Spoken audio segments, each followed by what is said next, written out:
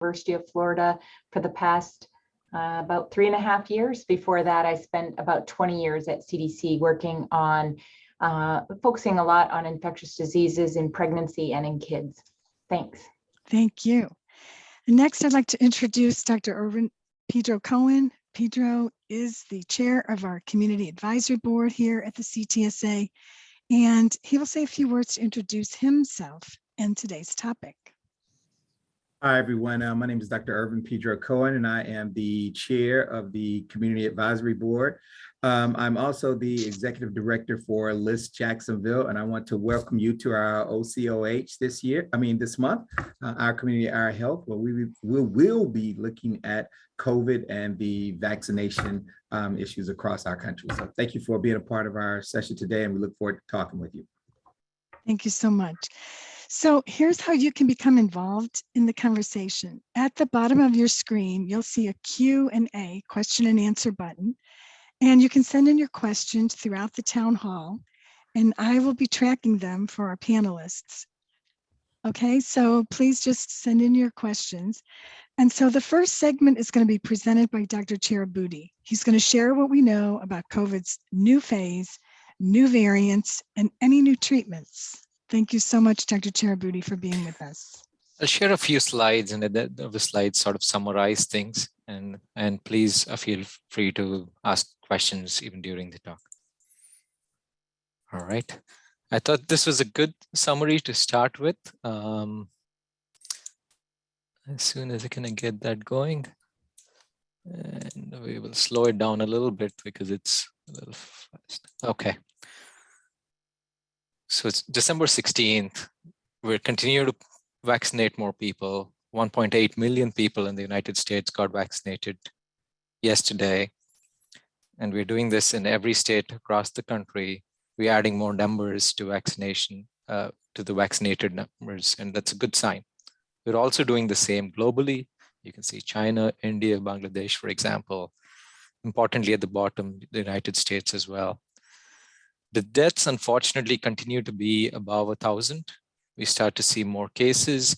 We start seeing cases go up, but also, I want to go back to this slide we have here.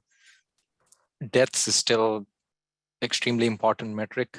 We had decreased from having above 2,000 deaths to falling to about 1,000 and below that, but we've seen these go up again. Deaths tend to happen 2 to 4 weeks after the number of cases go up. We're starting to see cases go up in the United States in different parts of the country. You would have noted that in Connecticut, for example, the number of cases are going up quite high, and then hospitalizations follow, and then a couple of weeks later, deaths follow that. So if you look at the cases are going up in orange, and then our testing numbers are also increasing, as well as our positivity number. If you look at where the spread is happening, it's pretty much all over the United States. Florida comes in patches because our reporting structure is every week.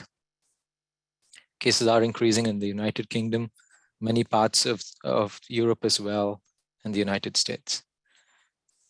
So that was a brief overview to also say, not cases are going up. It's happening during the holidays and in the winter, so it's concerning.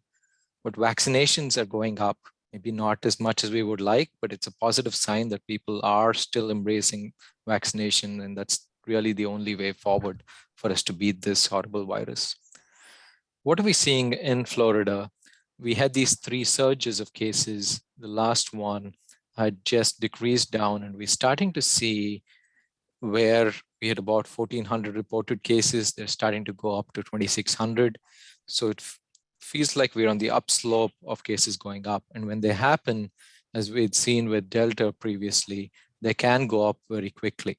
So that's what we're faced with, that we're about to face a surge. And this is the time we can really act in our communities and act in helping our friends, families, making sure we are protected the best we can be. The case positivity is very low now, but I think as we are seeing now across the country, it's going up to 7-10% in many areas. And that's a good number to remember as we start seeing cases go up. This number will go up as well. We are seeing first doses still being done in Florida. You might only hear the news about people not getting vaccinated. We're seeing more people embrace vaccinations, the first dose and the second dose, and folks getting the third or booster dose as well. So we're continuing to see more vaccinations done. We have higher vaccinated numbers in those above 50, but we have to do a better job with our younger folks and make sure these folks who've gotten the full vaccine series also get their booster shot. I think I'm going to repeat that over and over again. Get the vaccine series, but also get the booster if you're eligible for it. Right now, everyone above 16 is eligible to get a booster if it's been 6 months since the Pfizer or Moderna shot, or if it's been 2 months since the Janssen or J&J vaccine. So new cases of the past 10 weeks, we're seeing an increase in Florida, and we'll likely see it go up over the next 4 to 6 weeks. This is what we can do right now by acting, is keep this fourth surge to as low a number as we can. We know vaccines take some time to act. So if you take your booster or a vaccine shot today, its benefit is going to be seen 2 weeks later. So we can act before this expected surge is supposed to happen around January, February. So now really is the time to act to protect ourselves. And we have the tools to prevent deaths and hospitalization. Vaccination really is the foundation of it. And then on top of it, we can add ventilation, meeting outdoors, for example, or increasing airflow by opening a window, or including a small HEPA filter unit, which now ranges anywhere between $30 to $120, but can be an investment over the holidays if you're unable to keep a door or window open. If you're in warmer weather, definitely try to increase ventilation the best you can. Keep the AC on, keep a window open. The next one is to get a good quality mask. And one of the things I've slowly moved towards is using a KN95 mask. It fits well around the mouth. And these are very affordable now. They come in about 50 cents to $1, but can be used for a much longer period. So something for you all to think about is to purchase a KN95 mask, which does give you a good fit around the face, but also helps you protect you better than other masks do. If it's a well-fitting mask that's even cloth and a paper maskule or a surgical mask, if it fits well around your face, that still provides you a good protection. But I would say start moving towards this as the holidays come in, when you go out to do errands and so on. Try to move towards wearing a KN95 mask. Early testing, either through rapid tests or a PCR test, help use early treatment, which can prevent these side effects. So it starts with this, I think, the foundation, and adding each of these layers on top of what we can do with vaccination. Now, switching over to the Macron variant, it was first reported in South Africa and neighboring countries, and since has been described in multiple other countries and may have been even present prior to it being first reported in November. It has been reported in the United States, in multiple states here. More than 22 states have reported the Macron variant, and even in those who have no travel to Southern Africa. What does this mean? This means that it really is present in the community. The United States doesn't do as much sequencing, the test that lets us find out what kind of variant it is. And whatever numbers we have now, it's probably there already in our communities at a much higher level. So why are we concerned about this variant? As you may have heard in the news, it has more mutations. In this spike protein, where it binds to our own cells, it has more mutations than any other variant before. What does this mean really? It's present many places around the world. It really can't be prevented as much with travel restrictions because it's there in the communities. So what what we can do or what we know about the Omicron, I split it into two things. Things that are not good and things that are good. And we'll look at the not so good first. It's taking over the Delta variant, which is a pretty nasty variant, and in the UK and some of the European countries and South Africa. And we know that we've closely followed the United Kingdom. Each time they've had a variant and it spread, the United States has followed very closely. Their population is very similar to us. Their vaccination numbers, if anything, are better than us. So that gives us a signal of a few weeks ahead of time. And we've seen this happen every single time. So we should take this seriously in what they're seeing in the United Kingdom now is what we might be seeing in the next 2 to 3 weeks. This variant does divide up to 70 times faster in our airways, and that makes it spread easier from person to person.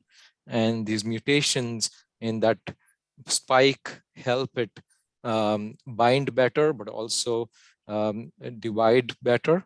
And that's what may be causing this faster spread than the Delta variant. In households, it seems to be spread 3 times as much as the Delta variant. So that's concerning as well. In those vaccinated who received 2 doses, and it's been more than 6 months since they've got their second dose, the antibodies that are taken from these folks kill the virus in the lab about 40 times less than it killed the prior variants, including Delta. So even though we have antibodies, they might not work very well against this variant because it's found a way to escape them. And that is concerning. Repeat infections in those who've had prior infection and feel like we've had good immunity. With this variant, we are seeing more repeat infections. We've seen this in South Africa and now the UK. Repeat infections are occurring much more with this variant. You may have heard about these monoclonal antibody treatments that were being used in multiple sites across the country. The one we were using, the Regeneron compound against the Delta variant, doesn't work against the Omicron variant. So these are not the not so good stuff. The good stuff is that so far it doesn't seem to cause more severe illness than the Delta. So it might be comparable or to some ways causing somewhat milder infections, but it's not more severe than the Delta. That is a good factor. Boosters, when you get this third dose or the booster, it seems to bring the antibody up that 40 times and exactly match it to where you had good protection from the Delta variant. So that's good news. You can take an effective, safe vaccine that gives you the same protection as we had with the Delta variant. So that is important news. Our body is not a test tube. It has other cells that help fight the infection as well. The T cells and memory cells and so on. And those provide an additional benefit over the antibodies. So we will do well against this. We just need to get our immunity be upgraded. The virus is upgraded. We need to upgrade our immunity to match it. And the best way to do that is if you've had prior infection, get the vaccine. Those people show that they can fight off the infection really well. So I'm sorry you had COVID, but if you can take the vaccination, get it as soon as possible, you'll fight off this variant very well. If you've embraced the vaccines and got 2 doses already and it's been 6 months from the mRNA vaccines, get a booster that puts you in the best place to ward off severe infection with this variant. Our tests work. All the rapid tests and the PCR tests that we use for everything else work just as good. So that is good news. Our hospital treatments work. We pretty much are going to use the same treatments, and that is good news as well. There's a monoclonal antibody with a different name. It's hard to say. It's sotrovimab. This was authorized months ago and is being studied and actually developed to work against these sort of variants. So that is good. The federal government has bought enough of these medications, and we'll see them reach Florida over the next week or so, which is also good news. But it all starts really with the boosters and getting fully vaccinated and getting your immune system up to date. And all these other things can then help us better. I'll stop there.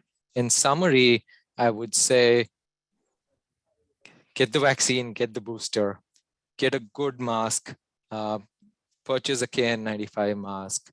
When you're home, ventilation is your friend. We're all tired of the virus, but the virus is not tired of us.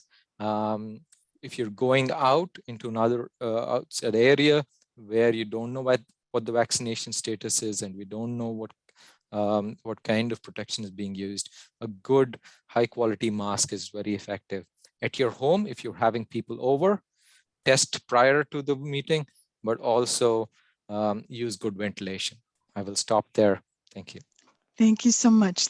I would like to ask you to answer one question that came in.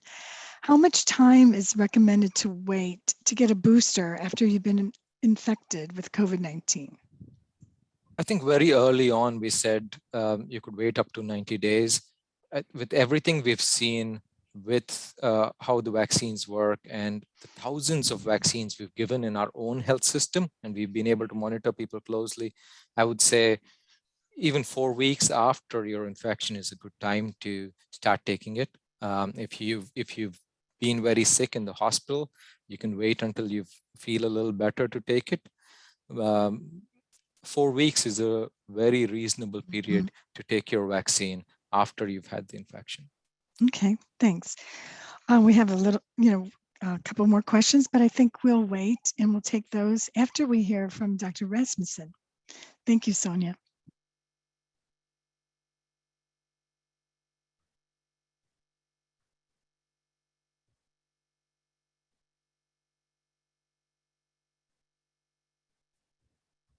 Can you see my slides? Great. It's my pleasure to talk to you guys about COVID-19 vaccines for kids. And you can see here one of our UF pediatricians and her kids very excited about getting their vaccines. So first I'm going to talk about COVID-19 in children. And I think all of us have heard all along, well, kids don't get the virus as much, they don't get as sick. It's true, they don't get as sick as somebody who's 65 years or older, but they do get sick, and some kids have been hospitalized and some kids have even died. Somewhere around 800 kids in the United States have died of COVID-19. So it's important that kids be protected, just as important as protecting adults and older adults. What we're seeing as more and more people are getting vaccinated, we're seeing kids are making up a bigger proportion of the people that are getting COVID-19. So here in this, you can see the dark blue is kids and the light blue is adults. And what you can see is that kids right now are making up about a quarter of cases. So as more adults have gotten vaccinated and kids weren't able to get vaccinated until just recently, more and more kids, the proportion of cases is more kids. So people say, well, what's the big deal? They don't get that severely ill. Well, I think it's important to put that into context. Kids, especially the 5 to 14 year of age kids, don't die much of anything. They are relatively healthy. And so even though COVID-19 doesn't cause the number of deaths that we see in adults, or especially in older adults, COVID-19 has been a leading cause of death in that age category. So you can see here in the 5 to 14 age category, in the month of October, it was the 6th leading cause of death, in September, the 5th leading cause of death. So you can see, even though it isn't causing the numbers of deaths, it is making a big proportion of the deaths that we're seeing in that age group. Another reason why it's important to protect kids. So the new vaccine availability is for kids 5 to 11 years of age. You know that before 12 to 15 years of age were eligible. And from the start, the Pfizer vaccine was available for 16 and above. So how does COVID-19 affect those kids 5 to 11 years of age? Well, we know that there have been a couple million who have had COVID-19. There have been, this is as of mid-October, so it's certainly more now, more than 8,000 have been hospitalized. And many of those kids did have an underlying condition, obesity, heart disease, lung disease, and so on, but about 30% didn't. They were previously healthy kids. And so I think, again, we can't predict who's going to have a bad time, who's going to have a rough time, which child's going to have a rough time with COVID-19. It can happen to anybody. And of those kids that are hospitalized, many need intensive care unit care. And anyone that's ever seen a child in an intensive care unit, it's a tough thing to see. It's something you certainly don't want your child to have to go through. The other thing is we see in kids with COVID-19, sometimes in kids even that had a very mild case at the start, that they can later on develop something called multisystem inflammatory syndrome in children. It's MISC. And the age that it's most commonly seen is ages 5 to 11 years of age. So you can see there were more than 2,300 cases reported from April till October. This is a very, April 2020 till October 2021. This is a very severe condition, and these kids, a lot of them end up in the ICU. The other thing is that a lot of people don't realize that kids can also get long COVID. And of course, long COVID is something that really we're concerned about, you know, that adults talk about brain fog, trouble breathing, trouble exercising. We don't want our child to have some long-term disability because of not getting this vaccine. So another important reason why it's good to get kids 5 to 11 years of age vaccinated is that they can spread the virus. They spread just as much as everybody else. Initially, there was some thought that they didn't, but that's not true. They do spread the virus. They spread it to their family members and to their teachers, to their fellow students, to their grandparents, and so on. So another reason to protect them. So what about the COVID-19 vaccine for children 5 to 11 years of age? Well, this was received authorization from FDA and from the experts at CDC on November 3rd. So we've been seeing kids get vaccinated ever since that time. It is the Pfizer vaccine, which is an mRNA vaccine. You heard a little bit about that from Dr. Cherabuddi. This is a vaccine that basically is giving your body a recipe. It's giving your body instructions for your cells to make a spike protein, that little those little spikes that are on the outside of the virus. So it's not making the whole virus. You can't get COVID-19 from the vaccine because all that it's giving you is instructions to make that little spike protein. Once your body sees that spike protein, it says, whoa, I need to get ready for when I see that next. So people can sometimes have side effects from the vaccine, but they won't get severely sick from the vaccine. But their immune system then is prepared for when they see the virus for real the next time, and they're ready to tackle it. So then your body takes over, the vaccine disappears. It breaks down within 3 to 4 days. Both the mRNA, the message RNA, and the lipid particle are broken down in just a few days. So clinical trials, the full clinical trials were done for kids 5 to 11 years of age. They gave, just like they did with adults, they gave some kids the vaccine, some kids a placebo, a shot, but it did not contain vaccine. And neither the doctors that ran the study nor the kids or their parents knew whether they had gotten the vaccine or whether they'd gotten the placebo until the end of the study. What they found is that it was over 90% effective. And here you can see in this slide at the bottom, the blue is people who got the vaccine. You can see how few cases, this is each one of these little bumps up here is 1 case, 2 cases, 3 cases. Here you can see the cases in the placebo. You can see many more cases in the kids that got the fake vaccine that didn't get a vaccine. They were part of the study. So we also saw that the antibody levels were similar to those for 16 to 25-year-olds. And one of the things that it's important to note is that kids that are 5 to 11 years old get a lower dose of the vaccine. They get, instead of where adults get a dose that's 30 micrograms, kids get a dose of 10 micrograms. So even with a third of the dose, kids' immune systems are ramped up better than ours and they respond really well. So they're getting good protection even from that smaller dose of vaccine. The good thing about the smaller dose of vaccine is that then they have less side effects. So what are some benefits of vaccinating kids? Well, we don't want them to be hospitalized. We don't want them to die. We know that we expect that it will result in fewer numbers of cases, fewer emergence of new variants, which we know if we don't get these numbers down, we're going to have more variants like Delta and Omicron, fewer school closures or quarantines. And then we know that the pandemic has had a lot of effects on kids that are beyond the direct ones, issues with their mental or emotional health, widening of educational gaps, decreased physical activity, and having kids have some problems with obesity, decreased routine childhood vaccinations. And then you've heard, I'm sure, the numbers of, I think 140,000 children have lost their caregivers, either their parents or their guardians during this pandemic. So what did we see about vaccine side effects? The vaccine side effects have been really quite mild. A lot of kids have pain at the site. They have a sore arm the next day. Sometimes redness or swelling. Some kids have fatigue, headache, muscle pain, chills, fever, nausea. Those are the most common side effects: pain, fatigue, and headache. The side effects usually are gone on their own within 48 hours. There's some data that CDC is presenting today that said most kids didn't even miss school, and very few kids needed to see a doctor for their side effects. They're more common after the second dose of vaccine than the first. This is the good news. There were no serious adverse reactions related to the vaccine among the 3,000 children who were receiving the vaccine in the clinical trial. There were no cases of myocarditis and there were no deaths.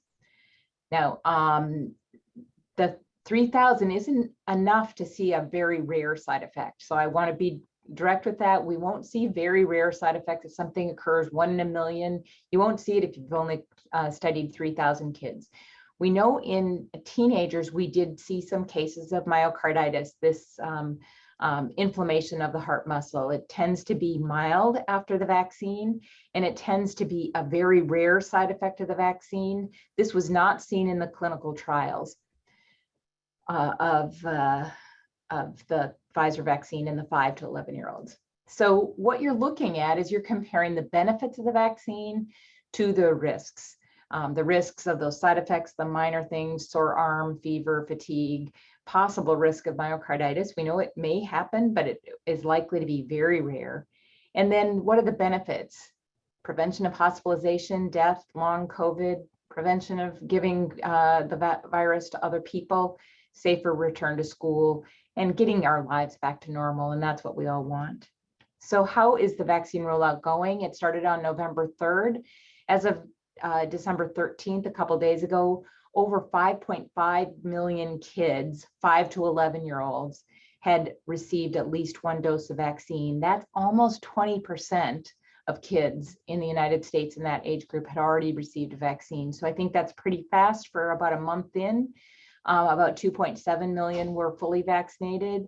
That's the good news. The bad news, we're not doing as well in Florida. And the data that Dr. Cherabuddi showed is that in Florida, we're lagging quite a bit behind what is being seen nationally. So we need to work on getting kids vaccinated.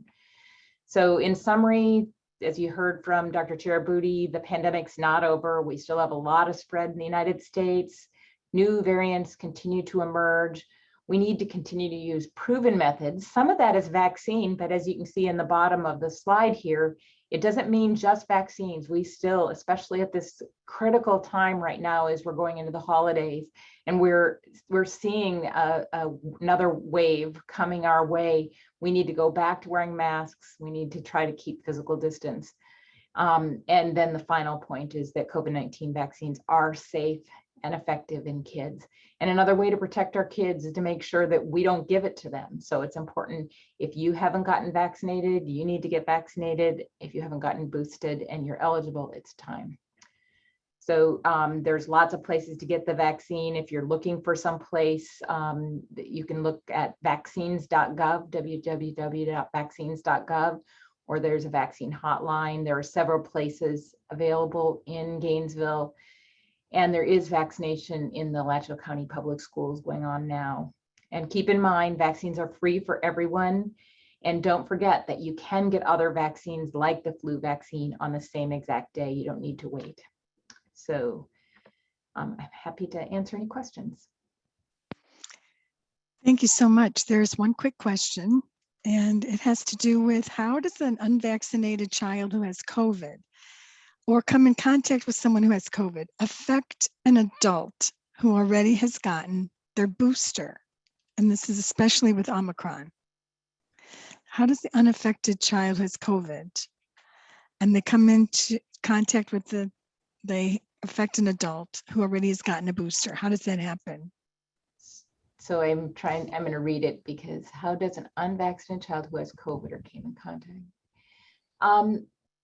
We know, as Dr. Cherabuddi said, that the vaccine will provide some good, if the person has gotten their booster, that will provide them with some good protection, but not perfect protection. It'll protect them well. We know that there's really good protection against serious disease and against death, hospitalization and death, but it doesn't mean that the adult couldn't get the virus. And so I would suggest in that situation that the child wear a mask and try to keep some distance.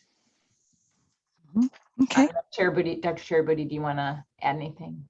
No, I think that was accurate. I think we just have to do the best we can, and keeping a window open might be the best thing. If the child is quite young, it'll be hard to keep a sick child away.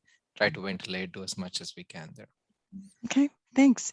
So before we get to more questions and then get more answers, I would like us to ask Dr. Cohen for the community perspective. What are you hearing in the community? What kinds of things do you think really need to be communicated?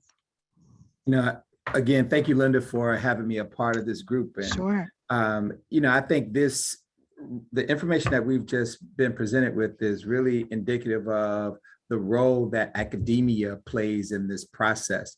What I, am seeing, especially, the work that I do that requires me to be on the front line of the community, is there's still this huge level of distrust, particularly around the institution of medical and medicine. And so, you have this on one end of the spectrum, you have this huge level of distrust. And then on the other side, I've always been a proponent of the community has a level of acquiescence that they give to academia. And so it's how do we bring those two together to get a common goal of getting people vaccinated. You hear all the time about, again, the institution of medicine in and of itself. People are not trustworthy. It's not trustworthy to people. They have problems accessing medical treatment. And now we have a vaccination that's available to people, and we're saying, trust us. And so I think the bridging antidote between all of those is academia. And we have to find a better way of connecting the two. I think through your organization at Health Street that I'm glad to be a part of, I think those organizations are the perfect vehicle, because in those people see themselves. And so we have to use those as a tool to bring people over that bridge. Again, when you look at the news and you talk to people who don't have health insurance, this should be that thing that we have a common conversation around. Why are we still having conversations around people access to insurance when you have a pandemic that is providing that same thing to them? So I think we've unfortunately found ourselves at the perfect storm, but the perfect storm to be able to have a conversation around access to adequate health care and getting people vaccinated. And so I think we have to find a way to get the two. And what I feel very passionate about is academia is the way, simply because people have a level, particularly people of challenge means, they acquiesce to whatever academia says. And so if you can find a way to bridge the two, I think we will more than cut our access to vaccination, or the willingness to at least be vaccinated, in half. That's great.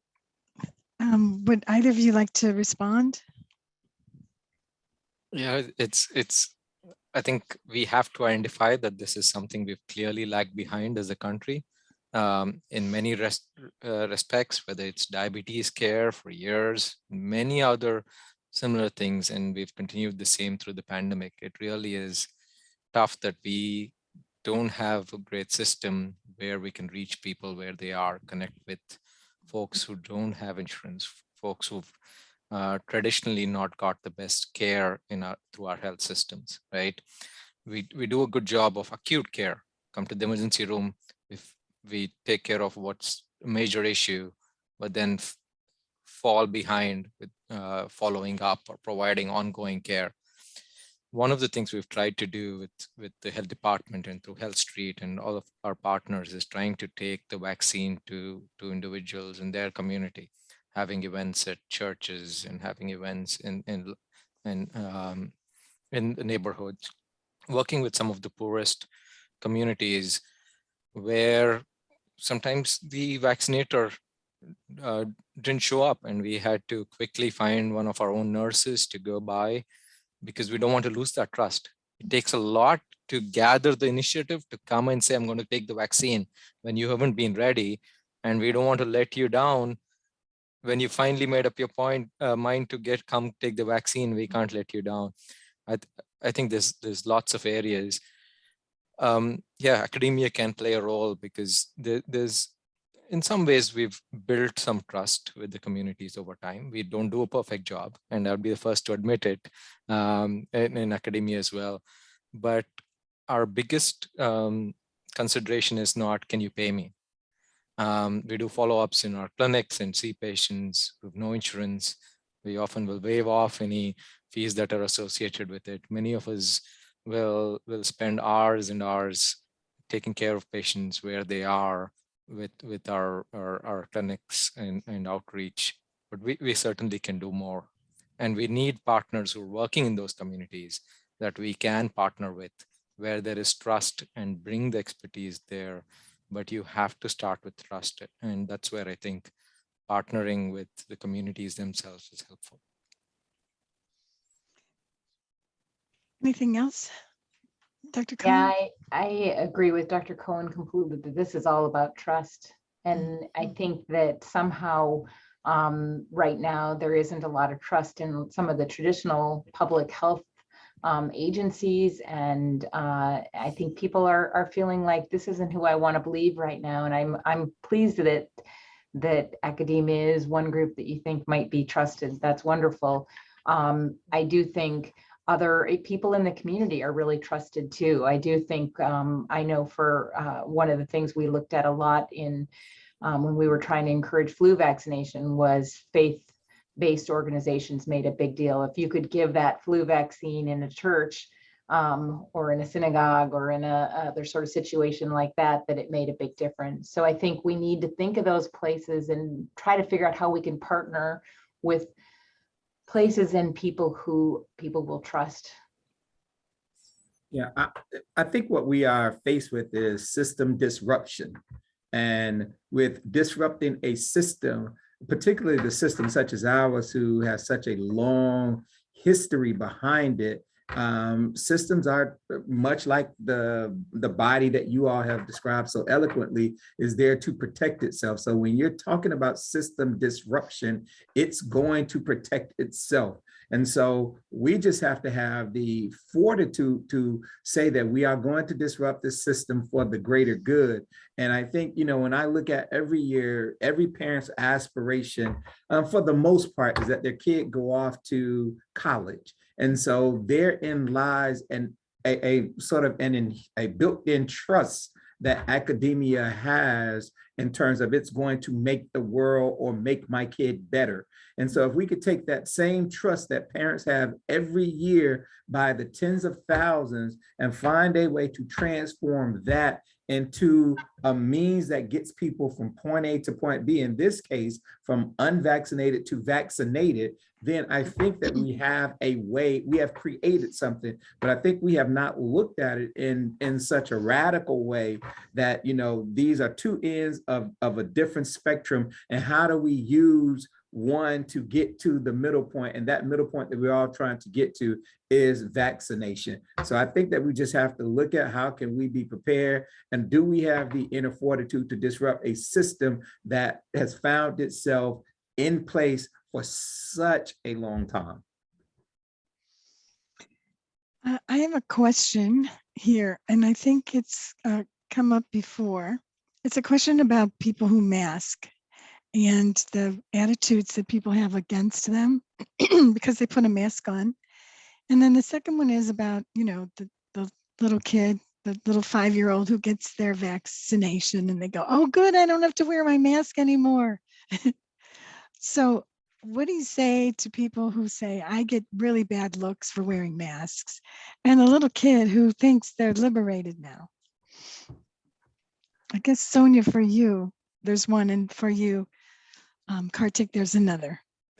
Yeah, I think for the kids, I think it's preparing them beforehand to say, this is one part of helping us get our lives back to normal. This is one piece. Getting this vaccine is one piece of getting our lives back to normal. It can protect you. It can protect your grandparents when you go to see them, but it isn't the only thing that we need to do right now. While our numbers are still high, I think there will be a point where we'll say vaccination is enough. Once our numbers get low enough, I don't think we're going to wear masks forever. I hope that in a year we're not wearing masks. I hope that we're doing better. But right now, we still need the multiple layers of protection, especially with that we don't have all the answers for Omicron right now. Can I just say, if all adults were like kids, we would be in a much better place. I think kids have done a much, much better job wearing a mask than the adults have. My kid corrects me sometimes. And I say, if you, all power to you, kids have done fabulous. I think they're good at following instruction. You tell them what to do, and they will model what adults do. So if we do a good job, kids will always do a good job. I think it's been a difficult conversation with masks and vaccines and stuff because they're not perfect, right? Anything that doesn't work perfectly, it gives a lot of room, and it's become a symbol and so on and so forth of so many things. I think lockdowns were difficult on everyone. I think no one ever wants to go to a lockdown, no matter what it is. I think we can manage things without it. We don't want to be shutting our schools again, and I think we can get through these without shutting down our schools. I think those are the two biggest important things for communities: is our kids are getting taken care of, our economy works, that we still have jobs, we don't lose loved ones. If you ask people what are the three most important things, they probably will come up with those three, and you start from there and say, okay, how can we achieve that reliably? When people say, I'll take my chance with this virus, then take a chance with the vaccine, you just have to sit down and have a longer conversation. Or I want to be free and not wear a mask. Honestly, our sickest kids and sickest individuals with transplants have worn masks for years now. It's new to the rest of us, but Sonja takes care of some of these kids, and I take care of some of the lung transplant patients. They've worn masks for years. Yeah. And these are people who have only one lung. And they've done well. Other countries have worn masks for years. I think my kid follows a Korea band. I don't know enough. I'm older than she is, but they have worn masks for years. I think as a community, it's become a political statement, but it's okay. I think if you get a different kind of look, I think by this time we believe in what you're doing. I think you're not just protecting yourself, but protecting others by wearing a mask. And there is strength to it. You're making a strong statement for your community. So there's nothing wrong with making that statement. More power to you. Okay, so a quick question then. Is there a benefit to getting a booster from a different manufacturer? If you had the Pfizer, can you get a Moderna booster, or vice versa? Yes. But I think there are very fine points. I think as long as you get an mRNA booster, which is either Pfizer or Moderna, you're okay. Some people have made the switch. Some people have taken the same. I think they're just as good, to be honest. I've taken the same vaccine. I know my colleagues 2 doors down have taken different ones. I think you're fine. As long as it's an mRNA vaccine. I think we make too much about which one to take. I think you're fine taking either one. Okay, one more quick question, maybe not quick, but then we'll be back to Dr. Cohen. So this is for you, Kartik. This is asked of Tony Fauci a lot. Do people who have received the booster still need to wear a mask when interacting with other people who have received a booster? I think I can answer this and maybe another question that's come up. I think in some ways with the Omicron variant and with the Delta variant, we were seeing so-called breakthrough infections or reinfections, right? These might be very mild and don't cause you harm. And like Dr. Rasmussen said, the vaccines protect you from more severe disease and hospitalization, but you can have mild and asymptomatic disease.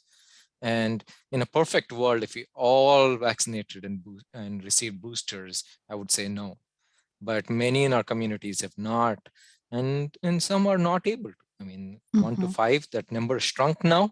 It was all kids or those below 16, that number is shrunk down now. There are certain folks who don't respond as well to the vaccine, who are immunosuppressed, and 30–40% of our population in Florida is not vaccinated. So I would say wear it. You're someone who gets it. If you've got your vaccines and a booster, you already are taking care of your community. Go the extra step and wear the mask as well to do a little bit more towards your loved ones and community. So you will see more mild cases. I think people who are vaccinated as well will have mild cases. That's the nature of this variant that's coming up. Someone asked, is it really severe? I think you'll see a lot more mild cases. And you will see in South Africa, they saw 30% fewer severe cases than with Delta, but they saw 70% more hospitalizations, right? So you'd see many, many more cases. So even if it's a little bit milder or 20–30% milder, you'll end up with a higher number of severe cases. I think that's the important point that people are missing by saying this is milder. This is where all viruses move when they get endemic. That's false. That's a falsehood that's just repeated in the media over and over again. This virus spreads silently, pre-symptomatic and asymptomatic phase. So it doesn't need to get milder for it to spread. So it has no advantage in getting milder. So don't rest on that. We will see many, many more mild cases, but we will see severe cases if we don't take the steps to protect ourselves. I think that's the take home for me from Omicron is do what you can. Don't rely too much on what's changing every day in the news. I think we're following very few numbers and trying to make bigger statements. I think we take it back to us. What can I do for myself and my community? That's vaccination, ventilation, and a good quality mask. And let's stick to ourselves and how do I protect myself and my community, and just not go into this news cycle that changes every single day. So don't panic, but don't take it too easy either. I think there's a good middle path to take. Dr. Rasmussen, do you have anything to add to that? No, I agree completely. Okay. Okay, PeDro. How do we build trust and reach community members who are most reluctant and don't see the benefit? It says here they've been told benefits and risks of not being vaccinated for a while now, but there's still rejection, there's still hesitancy. Will there actually be a change based off of the response from the public? And your crystal ball. Again, I think we have to be prepared to meet people where they are, and oftentimes that doesn't necessarily mean in our comfortable academic settings.